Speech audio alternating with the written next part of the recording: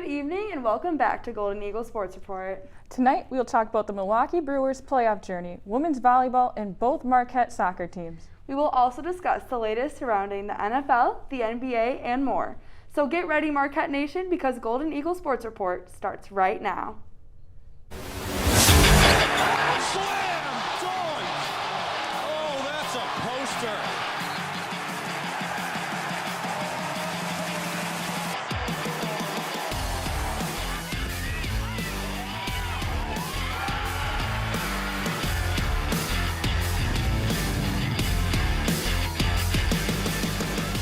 From the Jeannie Hayes Virtual Studio at Marquette University, this is Golden Eagles Sports Report. Marquette gets the rebound, and the champions have gone down! Hello everyone, I'm Molly Gretzlock. And I'm Sarah Richardson. October is here, and so is playoff baseball. That's right, Molly. The Milwaukee Brewers began postseason play against the Atlanta Braves last Friday in the National League Division Series. And after a summer of celebrating the Bucks, fans are hoping to see the Brewers follow suit this fall. Tyler Peters has more. Welcome to Deer District, the stomping grounds for Milwaukee Bucks fans as they cheered on the team's championship run over the summer. But as the fall leaves begin to change, these fans will be cheering on a new team, the Milwaukee Brewers. Just getting everyone back excited again, already excited about the Bucks, but getting excited for the Brewers, so hopefully Wisconsin takes it all. Fans were decked out in jerseys, hats, and t-shirts over the weekend watching the Brew Crew take on the Atlanta Braves in the National League Division Series. Even non-Brewer fans are excited to see what this team can accomplish in the playoffs. I like the Brewers, and they're a different team. They've never won the World Series before, so I like pulling for them. And it's pretty cool to be able to experience a playoff run, especially up here after seeing the Bucks win. So to get to know the atmosphere is pretty cool. They don't spend as much money. I mean, they're definitely both. I know the White Sox were really cheap. So, but considering both teams are having the success that they're having as small market teams without, splurging like the Yankees or the Dodgers might, it's indicative of hopefully a larger sustained success run by each of these teams. Despite being down 2-1 in the best-of-5 series, Brewers Nation remains cautiously optimistic that the team can pull off the comeback. I'm hoping for the best, but definitely with the last couple games, it's not been great. Regardless, fans recognize the opportunity that the Brewers have to take the championship baton from the Bucks. It'd be a dream come true for Wisconsin. Yeah, and maybe we can even get the Packers in it as well. Get all three going. Yeah, trifecta. Reporting from Deer District, alongside Kristen Parisi, I'm Tyler Peters, Marquette Wire Sports. The Brewers are currently tied 4-4 in Game 4 against the Braves as they look to stave off elimination. And moving on to Marquette Volleyball, the Golden Eagles went on a 2-game road trip to take on both Providence and Creighton this past weekend. The Golden Eagles first took on Providence and swept the Friars in 3 straight sets, with graduate student Taylor Wolf leading Marquette with 12 kills. The Golden Eagles then traveled to Nebraska to take on number 19 Creighton Blue Jays. The Golden Eagles fell in 4 sets to snap an 8-game winning streak. Graduate student Hope Wirch led the Golden Eagles in kills with 16. For more on this weekend, the Golden Eagles and the Golden Eagles season as a whole, we'd like to welcome in beat reporter Ben Schultz. Ben, thanks for coming on. Yeah, it's great to talk about Marquette Volleyball today. Yeah, let's get started. First off, what was the key to the victory over Providence? What was working in that game, and what was the game changer for the Golden Eagles? Well, Marquette hit really well. They had 50 kills, which is the most they've had in a winning sweep this weekend. And in the first set, they started off with an 8-0 run, and then that sort of helped them get out to, I believe, a 17-4 lead at one point. And then the second set, they started down, but then went on a 6-0 run to get the lead back, and they sort of rode that to the end. And then in the last set, it was very back and forth, and went on a late run again, just to win and close it out in 3. But then Taylor Wolf, she not only had 12 kills, but she had 16 assists, and so that was very big for them. And then defensively, they had 3 blocks from Savannah Rennie, Hannah Vandenberg, and Carson Murray. Yeah, they got that win, but unfortunately, match against Creighton on Sunday, they lost a close one. What do you think went wrong, and what went right for Creighton to secure that win? Well, Marquette played really well, but they started the first set. They started early. They were up, and then Creighton went on a 10-0 run. And I think if they could have calmed that down, they would have started the set with a win, most likely. But Creighton had, I believe, 74 kills, or 67, and that was the most that Marquette's given up this whole season. And so that was pretty big for them. Then they also had a lot of digs. They just played really well in all facets of the game, which sort of deterred Marquette. Maybe not deterred, but slowed them down a little bit. Mm-hmm. And then before this weekend's play, Carson Murray was named Big East Defensive Player of the Week. And just yesterday, Taylor Wolf won Big East Offensive Player of the Week. How big of an impact are these two for that team and Kite's Toast and for this Marquette season? Yeah, Carson Murray didn't play a whole lot last year. She only played in 11 sets. But so far this season, she's started in every match, every set. And she's been a big turnaround, she's 6'4", she reaches, I believe, 10'4", 10'5", so she's able to stay up in the air for a long time, get those tips, get those blocks. And then Taylor Wolf, she was preseason Big East, all Big East. She plays all 6 rotations.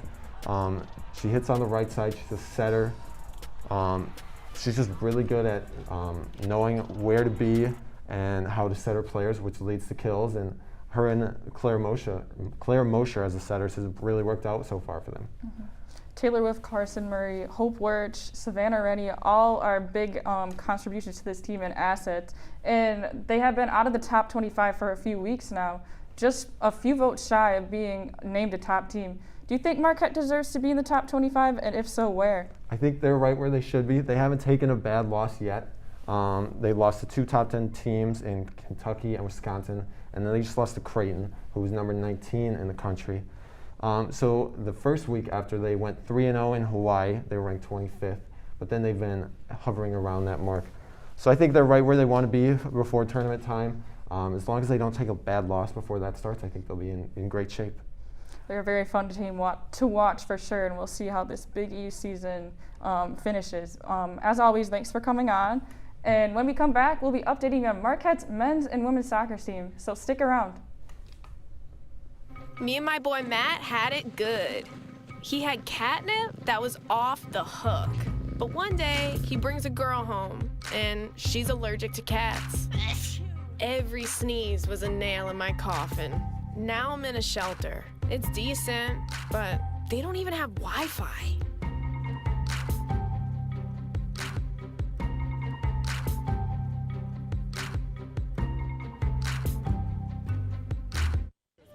Leaving hot coals improperly extinguished can cause a wildfire. Hey guys, it's Smokey! It looks as if Smokey is going to use the drown, stir, drown, and feel technique. After the first drown, a good start. Next, another drink. And finally, a close feel. Is it cool? Okay. Yeah. Hey, Smokey, catch! Oh, my bad, Smokey. Only you can prevent wildfires. Okay, Dad.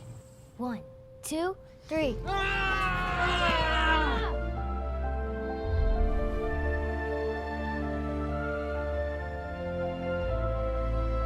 You saved me. Dad? Are you okay? I'm fine, dear. Your hero needs you now, and AARP is here to help. Find the care guides you need at aarp.org/caregiving. You told me not to talk to strangers. You told me not to cross the street without looking both ways. You told me not to touch the stove. You told me not to do drugs. You told me not to drink and drive. You gave me so many messages about how to stay safe. Why didn't you keep me safe by properly storing your gun?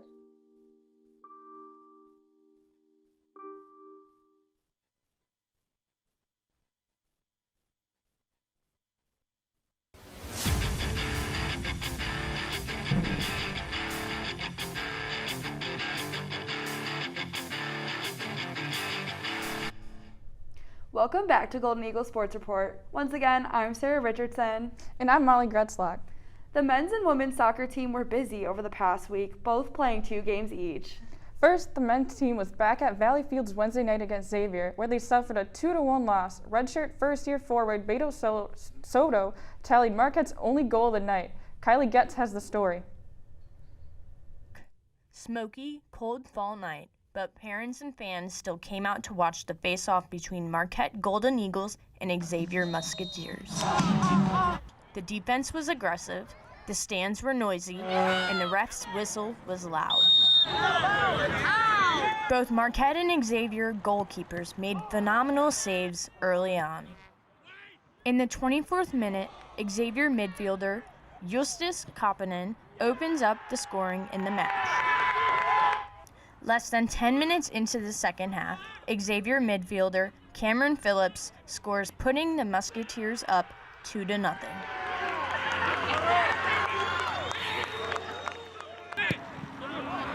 In the 84th minute, Gabe Cash and Zion Andrade find redshirt first-year forward Beto Soto, who cuts the deficit to 1.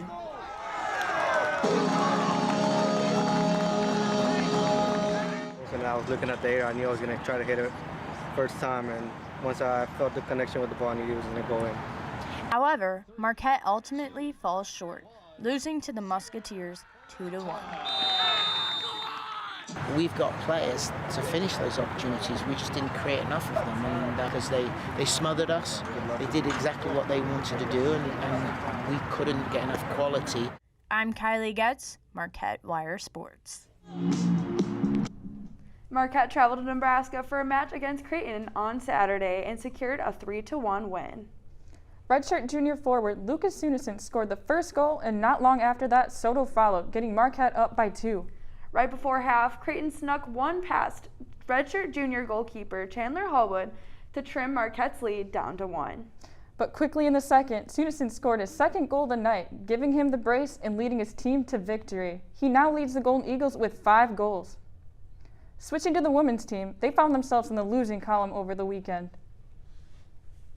Their first stop was at UConn on Thursday, where they were shut out 3-0. First-year goalkeeper Mickey Easter made 7 stops in the match, but the offense was unable to generate a response on the other side of the field.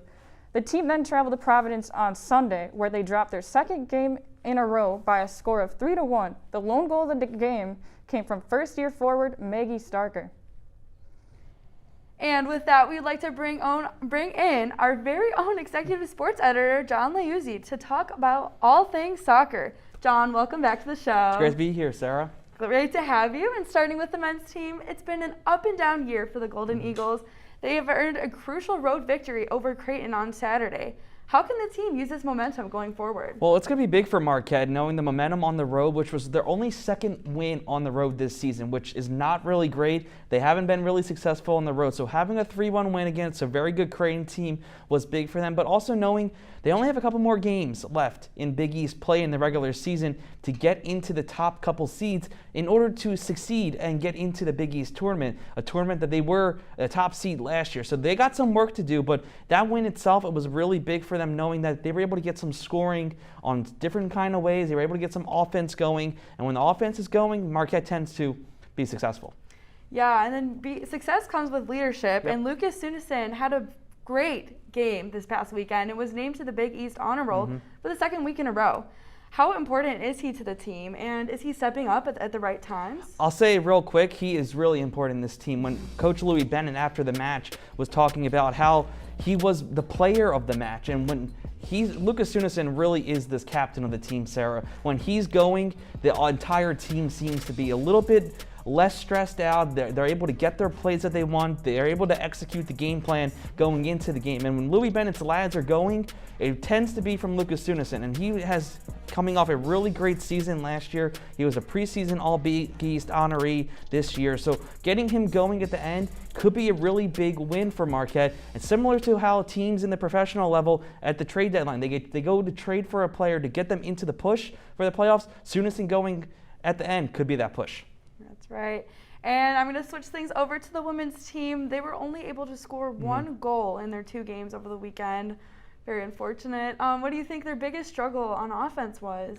Well, I think the biggest struggle for this Marquette women's soccer team this season was that the lack of being able to score. Now, they bring a lot of experience back, 9 starters, 24 players on the actual team, but a lot of new pieces in that offensive third. And they were going against some of the top teams in the Big East this past week up in the East Coast against UConn and Providence, something that Coach Polias talked about after Marquette's last win, which was about a week ago here in Milwaukee against Seton Hall. So 2 big losses, but at the same time, they also were able to learn against 2 really good defenses. All right, and so you have talked a lot with Coach Frank Polias, as you just mentioned. What do you think he's saying to his team after a rough weekend on the road? If there was anything I've been able to take out of the 2 years I've talked and been on this beat, adversity comes strength. That is a big mantra of this Marquette women's soccer team, and they learn from every single thing, even if they win and the loss. But them having the strength coming out, going back onto the pitch to prepare for their next match is a big thing. But also, they're becoming homeowners in this program with Coach Polias and not renters. So they're buying into the bigger picture. They are a young unit and they are an experienced unit, but they're looking to get back into that Big East play tournament for the first time in 2017. So they got a couple games left, and I think they're going to be able to get it. Now, the big thing is, can they get some of the veterans going on the offensive side? And that's really where you buy in. So Maggie Starker, a first-year forward, has bought in. She's been one of the sponges of the first-year class for Marquette. Now, can they get the offense going with the veterans like Alex Campana, Rachel Johnson, Katrina Weatherall? So those are the 3 big pieces on the offensive side for Marquette. And even on their defense, it's been a really good defensive unit. They brought back pretty much the entire defensive unit from Marquette. So they're able to have that. They're also able to have Mickey Easter, who, in my eyes, looks literally like Maddie Henry, the former Marquette goalkeeper who was a real star here in Milwaukee. So she's really buying that confidence. We had a really great feature coming up this week from Matthew Valenti talking about Easter, so make sure to look out for that. But this is a team that is buying in at the right time. It's now just trying to get the results going. Keep our fingers Yes. crossed. And as always, John, we appreciate the time. When we come back, we will be discussing the Week 5 of the NFL and the start of the NBA season. Don't go anywhere because GESR will be right back.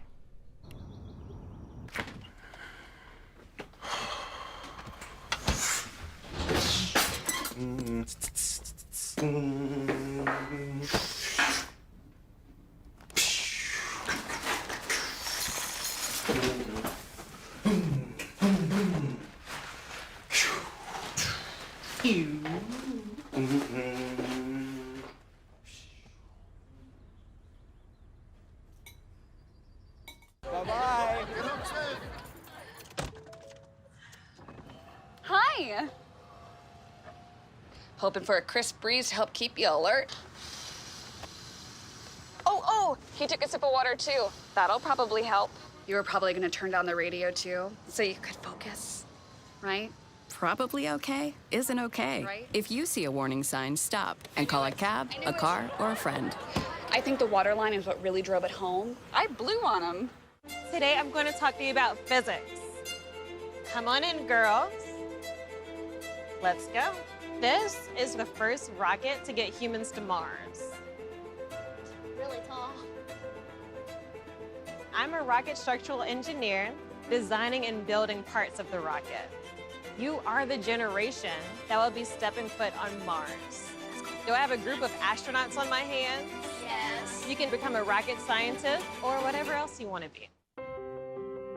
When I first saw a turtle, my heart was full. Now I'm anything but lonely. We have this deep connection, this heart connection. He just wants to be close to you and part of your life. Every day with turtle is a perfect day. When I'm holding her, it makes me feel calmer. I think everything he does shows how much he loves us. When we adopt a shelter pet, we discover they're a little bit of a lot of things. But they're all pure love.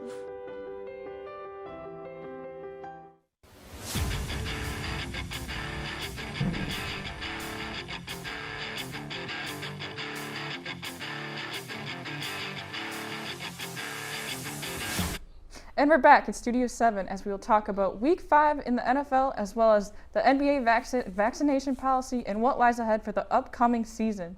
Joining me on the panel tonight is Matt Yazel, Kristen Parisi, and Ben Schultz. Let's get started.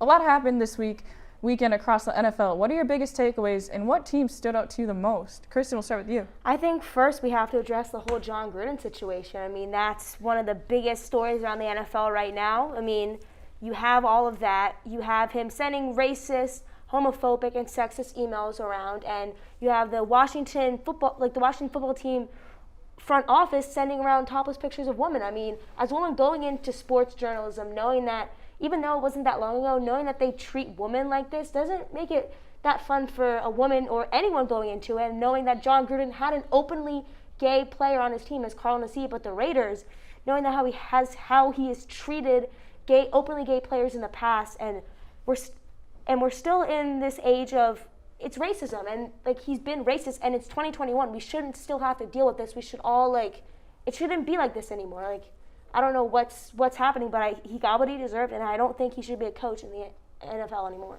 Absolutely. I mean, it's a reminder that it's, to your point, it shouldn't be still going on, but it's a reminder that it is. Unfortunately, it's still part of these leagues. It's just kind of when it gets exposed and when it happens. And you're right, he shouldn't be a coach, and I think there's more to this story that we haven't heard, for sure. Yeah, I think that we haven't heard the end of this. I'm sure once we see more of the emails that were sent between maybe not just him, but other teams and players and coaches. But I also thought it was weird how ESPN was talking about the whole John Gruden thing. He was on ESPN while he was sending those emails, and they were very dismissive, like denouncing him essentially, as if he wasn't a coworker of theirs. So that was very weird to me, how they were just totally ignoring that. So I'm interested to see what happens going forward. Yeah, this is a very alarming story, and we will see what happens. It is very alarming, like you said, in women, going into it as a woman, and just anybody in general. It's just something that's just not right, and yeah, he got what he deserved. But moving ahead to the actual Week 5 season, or weekend, let's talk about those kickers first. What was it? Oh, that was bad. 15 that was field Mason goal Crosby kicks. almost lost it for your Packers over there, everybody. Yeah, he did. That was bad. It was not money Mason Crosby as he normally is. So that was rough to watch. Both kickers in that game were pretty bad, but I think Justin Tucker earned himself a lot more respect this week as the best kicker in the NFL. He never misses, and everybody else seemed to. But elsewhere this week, I want to talk about the Bills and the Chiefs game, because, guys, the Kansas City Chiefs are in last place right now in their division. They're bad. And the league has figured them out. The league has figured them out. The league has figured them out. Their offense will catch up, but their defense. Patrick Mahomes is getting exposed right now. I mean, I like him as a quarterback, but if he doesn't have Travis Kelce or Tyreek Hill, who is he? Who is he? Like, wow. I mean, that's. I don't like. He has flashy plays, but he's on pace to throw one. He's like one of the throwing most. A lot more he interceptions turns over this the year. ball one of them like the most times in the NFL. I mean, Zach Wilson. We don't even have to talk about that. But Patrick Mahomes is a touchdown maker. He shouldn't be throwing away games like this, and it's just. Has had a few late game picks that have cost them for sure. And the Chiefs. Also, their defense is horrendous. Yep. Like, their defense has caught up to them. I mean, the offense was able to save them in Super Bowl 2 years ago, but then last year against the Bucs, Tom Brady tore up that defense, and now every single team has figured that out and is tearing up that defense. If their offense isn't going to get any better, they just lost Clyde Edwards-Helaire for a couple weeks, so that's not going to help them either. And I think the Bills, just thinking of the AFC, I think the Bills just made a pretty big statement saying they're the new favorites in the AFC. After coming up one game short last year in Kansas City, they just went to their place and blew them out. So I got a lot of respect for the Bills right now. I think they're the new favorites. It's either going to be the Bills or the Chargers. I mean, everyone says, oh, the Ravens, blah, blah, blah. But the Ravens literally almost lost to the Detroit Lions, and they almost lost to the Indianapolis Colts. They needed to come back. I'm not saying Lamar Jackson is a great quarterback, and he showed it. Last night was amazing, but the Ravens just aren't doing it for me. Like, I don't know what it is, but it doesn't seem like they're as put together as they can, because they almost lost to an 0-5 team and a 1-4 team. I mean, I think they've been finding a way to win. I don't think you can put that past them. They were able to come back. Yeah, they but that's all you got to do at this point. They shouldn't have to find a way to win against the Detroit Lions. They should have blown them out. You're saying Mahomes is a touchdown maker. I mean, Lamar last night. Lamar how about that overtime drive? Oh, yeah. But that defense, you can't look past that. That defense, I don't know if that defense can do it for them. Yeah. I mean, the Colts kicker literally had the game in their hands, and then Rodrigo Blankenship couldn't make it. It wasn't the weekend for those kickers. It just wasn't all around the league. It wasn't the weekend for the kickers at all. All right, moving ahead to basketball. According to ESPN, NBA players are not mandated to get vaccinated against COVID-19 except for those in New York and San Francisco. What are your thoughts on the league's policy, and what are your thoughts on the recent news surrounding Brooklyn Nets point guard Kyrie Irving in his decision not to get the vaccine? Well, I think this is a story that's going to go through the NBA season, because with the policy that players don't get paid for games that they miss due to not being vaccinated, I mean, that affects everybody going through New York and San Francisco, potentially other cities if mandates are added. But obviously Kyrie, being the star that he is, playing for the team in Brooklyn that's trying to win a title this year, I mean, it's a big deal. The fact that they came out and said that he's not able to be around the team at all. It's a big deal. I mean, I've heard trade talks I've seen a wild trade talk between him and Ben Simmons potentially. I mean, there's a lot going on. As always, the NBA is always high on drama.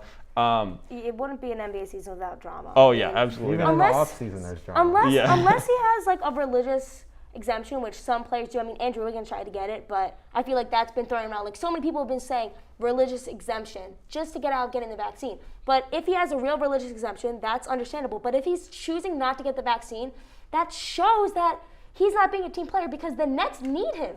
The Nets are an NBA contender. The big three is healthy, and if he is choosing to not get vaccinated, he is throwing it away. And the Brooklyn Nets are making a statement. They're saying, hey, if you're not going to be a team player, we can't have you practice and we can't have you travel and then not have him on the home court. Yep. Like, it's just like another job. If a job requires a vaccine and you don't get it, you're gonna have to pay the consequences. And I mean, it's the same for schools. Like, this is not new. We've all had to have vaccines. I mean, coming to college, we've had to have certain vaccines to be able to be in college. So it's not new that we need a vaccine. It's just, does he want to be a team player or not? And the NBA is players are starting to realize they're not going to get paid for these games. They're going to see the consequences, and they should just, if they don't have a real reason to not get vaccinated, they should just get vaccinated so they can be a team player. And obviously that organization is looking out at the big picture. Like, they don't want to miss games when the season comes around, and if somebody gets COVID, like, like in the NFL, you don't get to make up a game. If somebody in the NFL gets COVID and that team can't play that week, that game's just out the door, and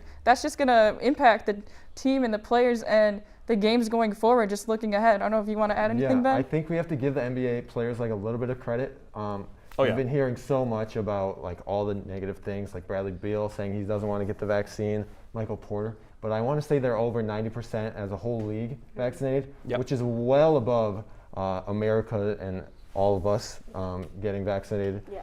So I think we have to give them some credit there. And I think some players saw that if they miss 40 games, how much money that's going to take out of their bank account. And I don't think they'll probably be changing their minds. There's going to be some repercussions going on there. I mean, nobody wants to lose money, especially if that is their job. Like, that's how they're paying for their families and all that, and it's what they're just getting paid to do. And fans come out to watch them, so this is kind of impacting fans too. Like, they want to come see these star guys come on the court.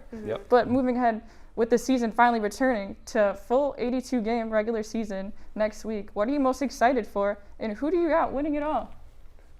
Well, I'm excited to see the Bucks try and repeat. I got to see some games at the Deirdre Strict, and that was very exciting, so I'm cheering for them. But I think a team that might fly under the radar, maybe not, is the Miami Heat, their Heat culture.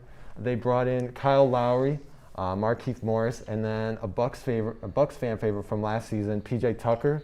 And so I think they're going to be fun to watch. They were able to re-sign Duncan Robinson and then Victor Oladipo as well. And so if Victor Oladipo is able to get back to how he was playing a couple of years ago, they're going to be very dangerous come playoff time. All right, real quick, Matt, Kristen, who do you got? I can't tell, because the Lakers, I don't know if they're going to have the greatest chemistry. We've seen it before with Russell Westbrook. The Nets, if they're all healthy, I think they're going to be I think they're winning it all. But the Nets can't stay healthy, so I don't really know. You already know, Molly. Bucks in 6. There we go. I got Bucks in 6 too. Let's go. Another two in a row, champs. That'll be perfect for Milwaukee. That's probably not going to happen. I don't know. We got MVPs coming back. They got pretty much everybody except Tucker. Let's go. You don't know. You never know. You didn't think the Suns were going to be in the finals, but there they were. So you never know. Oh, we'll see. Thanks for a great discussion. We're out of time, but be sure to tune in next week for all the coverage of Marquette sports and more. For Sarah Richardson, I'm Molly Gutzlack. Good night, Marquette.